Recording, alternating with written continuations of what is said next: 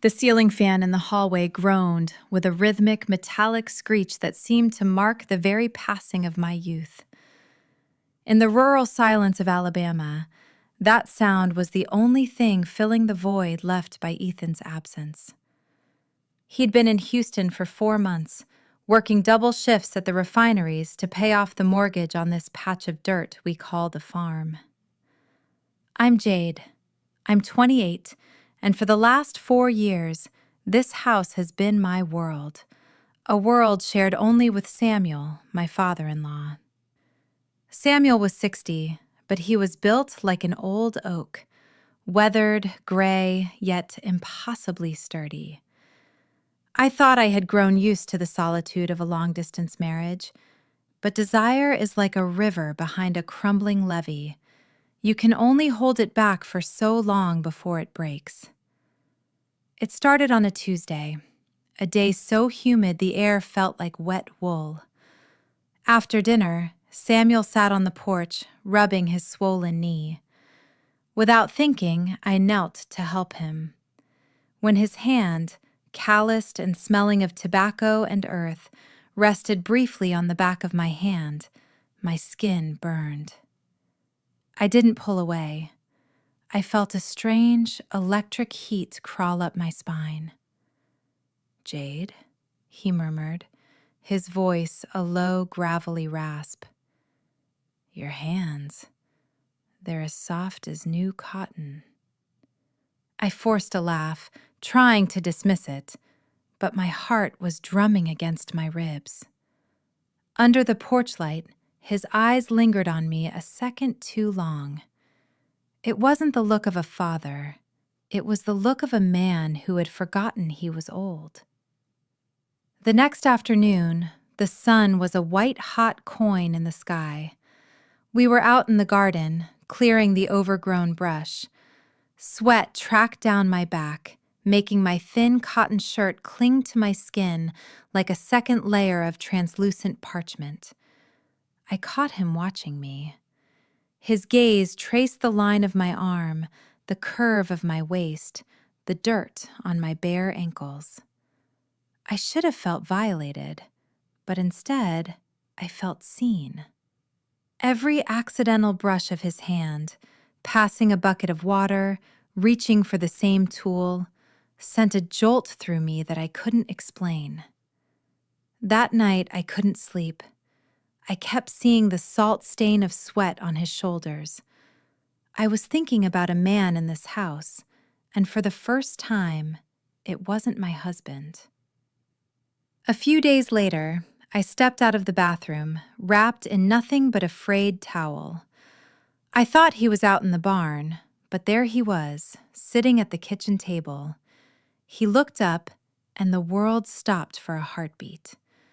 I hurried to my room, but the air behind me felt scorched, not by the summer heat, but by something far more dangerous. Then came the storm. The power went out as a heavy southern rain hammered against the tin roof. The house was a cavern of shadows, lit only by the occasional jagged flash of lightning. Samuel was in the living room, the scent of his soap mixing with the damp smell of the rising mud outside. "Mighty long rain," he said into the darkness. I sat near him, my breath hitching. The silence between us was heavy, pulsating. Then I felt it. His hand, warm and heavy, resting on my shoulder.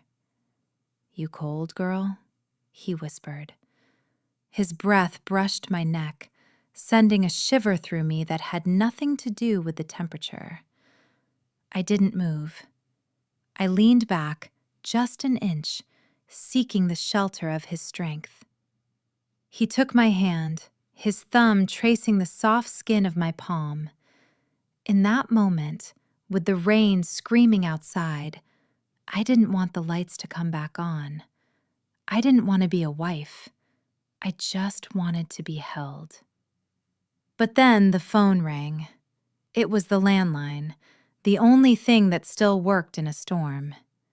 "Jade, it's Ethan." My husband's voice crackled, sounding 1,000,000 miles away. "Good news, babe. I'm coming home next week. The overtime is done." I froze. A cold wave of guilt crashed over me. That's great, Ethan. I'll be waiting." As I hung up, I looked at Samuel in the dim light. The secret we were building was about to collide with the reality of the man I had promised to love. I was terrified of what was coming. But as Samuel's eyes met mine through the gloom, I realized I was even more terrified of losing the heat we had found in the cold. The days leading up to Ethan's return felt like a slow-motion car crash. I moved through the house like a ghost, scrubbing floorboards that were already clean, my mind caught in a fever dream of Samuel's touch.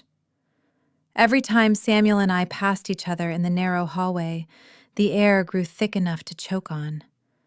We didn't speak of that night in the dark, but the silence between us had changed. It was no longer the silence of two strangers sharing a roof. It was the silence of two people holding a live wire.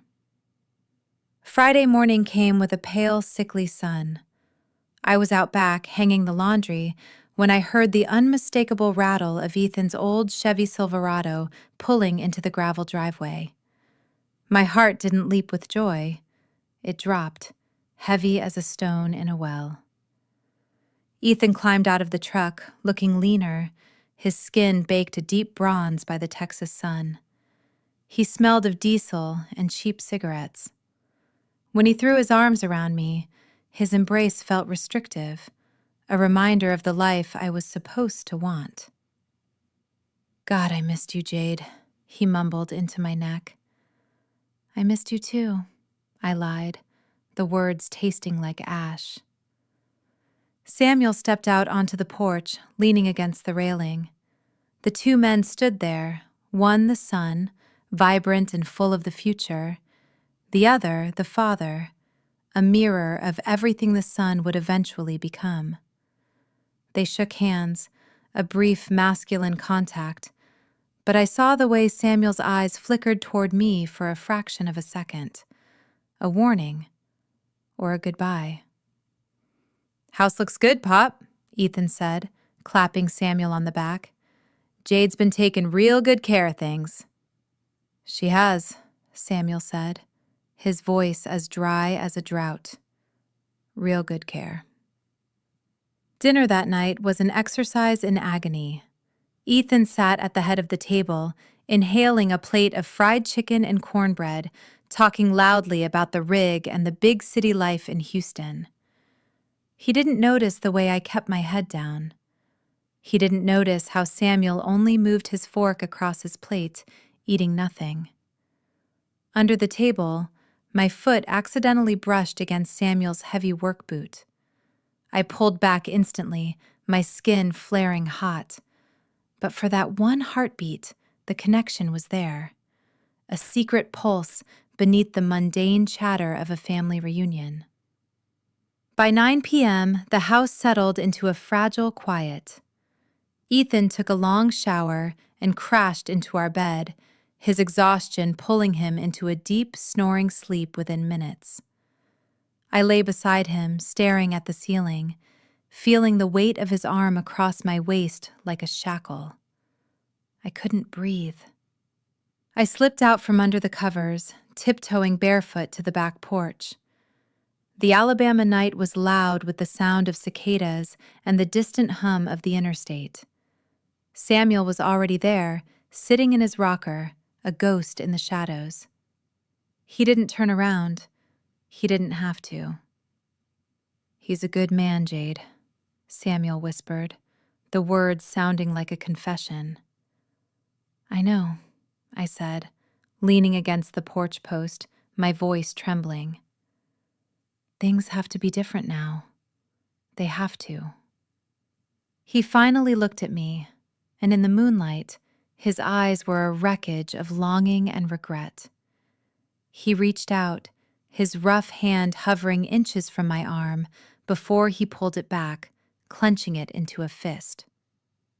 "I know," I repeated, But even as I said it, I felt the lie.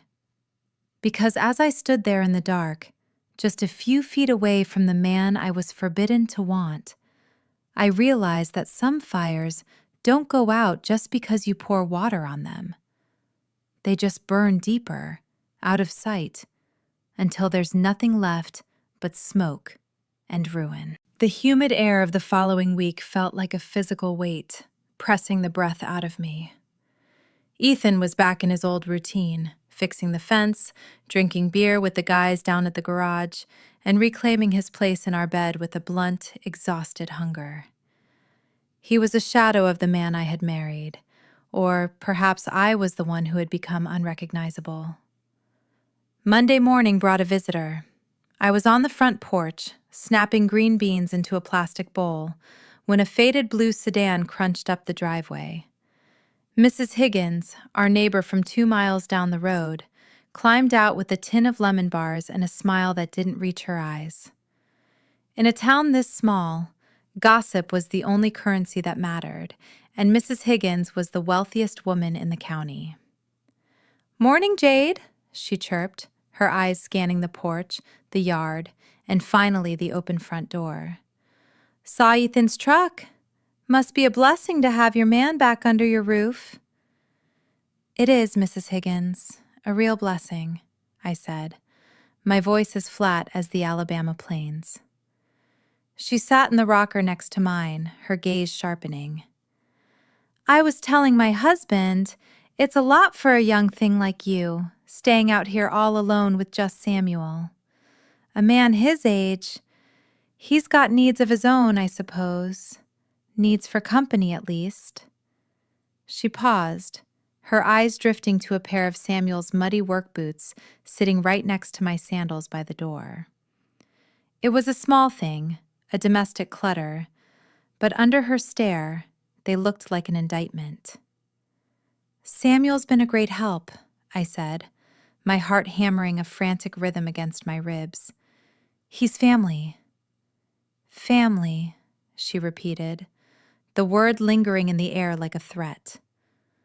"Well, people talk, honey. They see a light on late at night, or they see two people sitting a little too close on a porch when they think the world is asleep. Just thought I'd mention it, for your sake." She left shortly after, the dust from her car settling over the porch like a shroud. That evening, the heat finally broke into a gray, drizzling rain. The kind of rain that doesn't wash anything away, just turns the dirt into a thick, clinging muck. I was in the kitchen, the scent of pot roast filling the house, when Samuel walked in. He was drenched, his shirt translucent and clinging to his broad chest. Ethan was in the living room, the television blaring a NASCAR race, oblivious.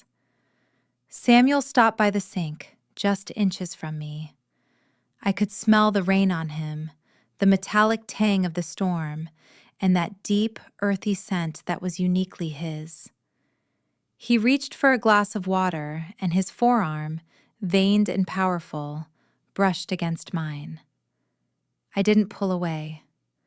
I leaned into the contact, a desperate, silent plea for a moment of truth in a house full of lies. "Jade," he whispered, so low the sound of the rain almost swallowed it. "She was here. Higgins. She knows Samuel, or she thinks she does." He turned to look at me, his eyes dark with a sudden, fierce protectiveness.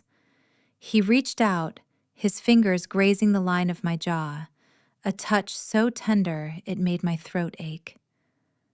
"I won't let him ruin you," he said.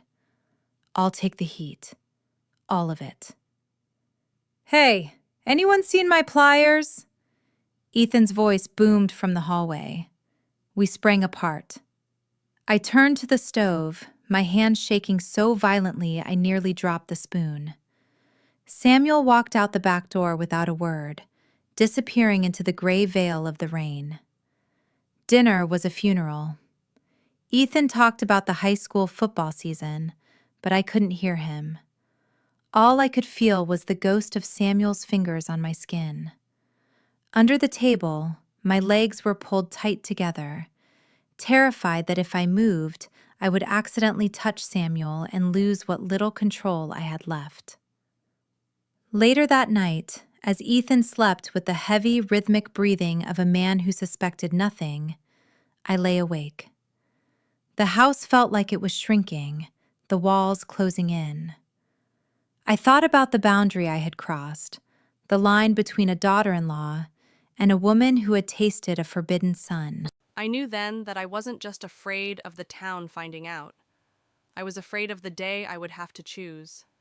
Because looking at the man sleeping beside me and thinking of the man in the room across the hall, I realized I had already made my choice, and it was a choice that would eventually burn this house to the ground. The following days were a slow, agonizing crawl. Ethan's presence, which should have brought a sense of order, only served to highlight the jagged edges of our new reality. He was everywhere, filling the rooms with his loud laughter, the smell of grease from his truck, and a terrifying, oblivious affection. He had no idea he was a stranger in his own home. By Thursday, the tension had reached a breaking point.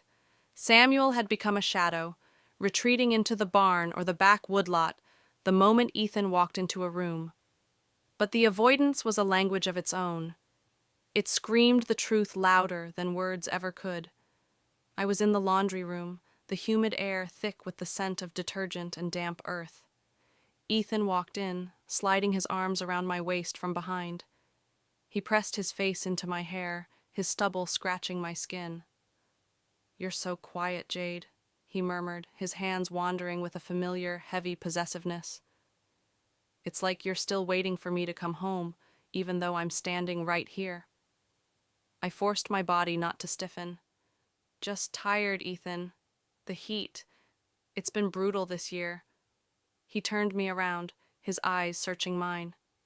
For a second, a flicker of doubt crossed his face, the first crack in his armor of certainty. "You and Pop. You two didn't have any trouble while I was gone, did you? He didn't get too ornery?" "No," I whispered, my heart hammering a frantic rhythm. We stayed out of each other's way." The lie felt like a physical weight in my mouth. Ethan nodded, seemingly satisfied, and kissed me, a hard, demanding kiss that tasted of nothing but duty. Over his shoulder, through the small laundry room window, I saw Samuel standing by the pump.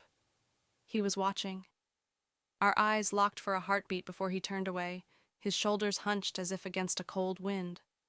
The almost happened that evening. Ethan had gone to the shed to look for his fishing tackle, leaving me and Samuel in the kitchen. I was reaching for a heavy cast-iron skillet on the top shelf when my foot slipped on a patch of spilled oil. I gasped, tumbling backward. Samuel was there before I could hit the floor. His arms caught me, pulling me hard against his chest. For a moment, the world vanished. There was only the rough texture of his denim shirt, the thrum of his heart against my ear, and the terrifying, beautiful safety of his embrace. "I got you," he breathed, his voice a ragged shadow. "I got you, Jade." He didn't let go. His hands gripped my waist, and for a reckless, insane moment, I tilted my head back, my lips inches from his. The air between us was electric, a fuse burning toward a keg of powder. Crunch. The sound of Ethan's boots on the gravel porch sent us reeling apart. Samuel grabbed a dish towel, frantically wiping a spot on the counter, while I lunged for the stove, my face flaming. Ethan kicked the screen door open, holding a rusted tackle box. He stopped, his eyes darting between us. The air in the kitchen was thick, charged with the scent of a storm that hadn't broken yet. "What's going on?" Ethan asked, his voice low, the suspicion finally bubbling to the surface. "Jade almost took a spill," Samuel said, his voice remarkably steady, though I saw the way his fingers bunched the fabric of the towel. "Oil on the floor." Ethan looked at the floor, then at me, then at his father. He didn't say anything. He didn't have to. The silence was long and suffocating, the kind of silence that precedes a landslide. He walked over to the fridge, grabbed a beer, and cracked it open with a sharp hiss. "Careful, then," Ethan said, his back turned to us. Wouldn't want anyone getting hurt in their own kitchen. That night, the house felt like a cage. I lay in bed next to Ethan, listening to the crickets and the distant, lonely whistle of a freight train. Every floorboard that creaked in the hallway sounded like a footstep toward a reckoning. I knew then that the secret was no longer a secret. It was a ghost, haunting the corners of the rooms, sitting at the dinner table, watching us through the dark. And as I heard the slow, heavy tread of Samuel passing our door on his way to the porch, I realized that the only thing more dangerous than a lie is a truth that refuses to stay buried. The air in the house had turned brittle, like dry timber waiting for a match. Ethan wasn't the same man who had hopped out of that truck a week ago. The easy, booming laughter was gone, replaced by a brooding, watchful silence. He stayed home more, skipping the trips to the garage, his eyes constantly tracking the movement between me and his father. On Saturday, a suffocating heat settled over the county. The sky was a bruised purple, heavy with the threat of a summer storm that refused to break. Ethan had spent the morning in the barn, supposedly fixing the tractor, but I could feel his gaze on the house. Samuel, meanwhile, had retreated into himself. He spoke in grunts, his eyes never meeting mine, as if he were trying to pull back the pieces of a soul he'd already surrendered. Late in the afternoon, the storm finally hit. It didn't start with a drizzle. It started with a violent crack of thunder that shook the floorboards. The rain slammed against the house, turning the world outside into a blurred, gray wasteland. Ethan came in from the barn, soaked to the bone. He didn't go to the bathroom to dry off. He walked straight into the kitchen where I was standing, clutching a cold cup of coffee. "Where's Pop?" Ethan asked. His voice was too quiet, dangerous. "He's in his room, I think," I said, my voice trembling. Ethan didn't move. He stood in the center of the kitchen, water dripping from his chin onto the linoleum. "You know, Jade, I spent 4 months in Houston dreaming about coming home, dreaming about you, about this place." He stepped closer, his shadow stretching long across the floor as the lightning flashed outside. "But I get back, and it feels like I'm a guest in someone else's house, like there's a conversation going on that I'm not allowed to hear." "Ethan, you're just tired from the work." "Don't lie to me," he roared, slamming his hand onto the counter. The sound was like a gunshot. "I see the way he looks at you, and I see the way you don't look at me." The door to the hallway creaked open. Samuel stood there, his face etched with a weary, devastating clarity. He looked older than I had ever seen him, but his eyes were steady. "Leave her be, Ethan," Samuel said. His voice was a low, heavy rumble that cut through the sound of the rain. Ethan turned, his face contorting with a mix of rage and disbelief. "Leave her be? This is my wife, Pop. My wife." "I know whose wife she is," Samuel said, stepping into the kitchen. "And I know how lonely this house gets when you're gone. I know the weight of the silence here." "You son of a bitch," Ethan whispered. The words were a jagged blade. "In my own house? With my own father?" The confrontation was visceral. Ethan lunged, grabbing Samuel by the collar of his work shirt. Samuel didn't fight back. He just stood there, taking the weight of his son's fury. I screamed, stepping between them, my hands pressing against Ethan's wet, trembling chest. "Stop it! Ethan, please!" Ethan shoved me aside, not out of malice, but out of a desperate need to strike at the ghost that was haunting him. He pulled back his fist, but he froze when he saw the look on Samuel's face. It wasn't fear. It was a profound, heartbreaking pity. "Go ahead," Samuel said, his voice cracking. "Hit me. It won't change what's happened. It won't change the fact that we're all broken." Ethan's arm dropped. He backed away, his breath coming in ragged gasps. He looked at me, then at his father, and for a second, I saw the boy he used to be, lost and looking for a way home. Then the mask hardened. "Get out," Ethan said to me, his voice trembling with a cold, sharp finality. "And you... God, Pop, I wish you'd died with Mama." Ethan grabbed his keys and walked out into the downpour. We heard the Silverado's engine roar to life, the tires spitting gravel as he tore down the driveway, disappearing into the wall of rain. The silence that followed was deafening. I stood by the stove, my chest heaving, tears finally spilling over. Samuel didn't move. He stood by the kitchen table, his head bowed, the weight of 1,000 sins resting on his shoulders. I walked over to him, my hand reaching out, hesitant. When my fingers touched his arm, he didn't pull away, but he didn't lean in either.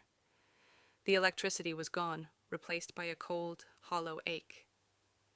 "What do we do now?" I whispered into the dark. Samuel looked up, his eyes wet. "We wait for the morning, Jade, and then we see what's left after the fire." Outside, the Alabama rain continued to fall, washing away the dust, but leaving the mud deeper than ever before. The storm didn't let up until 3 in the morning. When the rain finally stopped, it left behind a world that felt scrubbed raw. The air cold, the ground a saturated graveyard of fallen branches and red Alabama clay. Inside the house, the silence was different now. It wasn't the heavy, charged silence of a secret. It was the hollow, echoing silence of a ruin. I sat at the kitchen table, wrapped in a threadbare quilt, watching the gray dawn bleed through the window. Samuel was on the porch. I could hear the rhythmic creak slump of his rocking chair, a sound that usually brought me comfort but now felt like a countdown. When the sun finally cleared the tree line, Samuel came inside. He looked like he'd aged 10 years in a single night. His eyes were bloodshot, his movements stiff. He didn't look at me as he poured a cup of black coffee, his hands shaking just enough for the ceramic to chatter against the counter. "He didn't come back," I said, my voice sounding thin and strange in the morning light. "He went to his cousin Mike's place over in Mobile," Samuel said, staring into his mug. "He called my cell an hour ago, just to say he was alive." I pulled the quilt tighter. "What did he say about us?" Samuel finally looked at me. There was no fire left in his gaze, only a deep, weary sadness. "He didn't have to say anything, Jade. The space between his words said enough. He's coming back for his things on Monday. He told me I'd better be gone by then." The finality of it hit me like a physical blow. The house, the marriage, the fragile bridge we had built. It was all gone. We had reached for a moment of warmth in a cold world, and in doing so, we had burned down the only shelter we had. "Where will you go?" I asked. "My brother has a place outside of Birmingham. Needs some help with his cattle. It's a place to start over, I suppose." He paused, his voice dropping to a whisper. "I'm sorry, Jade. I'm a selfish old man. I should have been the one to hold the line." I stood up, walking over to him. I touched his hand, the same hand that had sparked a fire in my blood just a week ago. It felt different now. It felt like cold stone. "We both reached for it, Samuel," I said. "Don't take all the blame for yourself. I was the one who let the door stay open." We stood there for a long time, two people who had found something beautiful and terrible in the dark, only to realize it couldn't survive the light of day. There was no dramatic goodbye, no final embrace. The weight of our betrayal was too heavy for that. Samuel packed his life into 2 duffel bags and the back of his old truck. As he pulled out of the driveway, the tires kicking up the drying mud, he didn't look back. I watched the dust settle until the road was empty again. The house was mine now, in a way it had never been before. But as I walked through the quiet rooms, I realized that freedom has a bitter taste. I had stayed true to my feelings. I had lived a moment of raw, unvarnished honesty, but the price was a loneliness so vast it felt like the ocean. I went back to the porch and sat in Samuel's chair. The sun was high now, the heat beginning to rise from the earth. I thought about Ethan coming back on Monday, the anger and the hurt that would fill these rooms. I thought about the life I had before, and the empty space that lay ahead. I had dared to feel something real, and in the end, that was both my salvation and my ruin.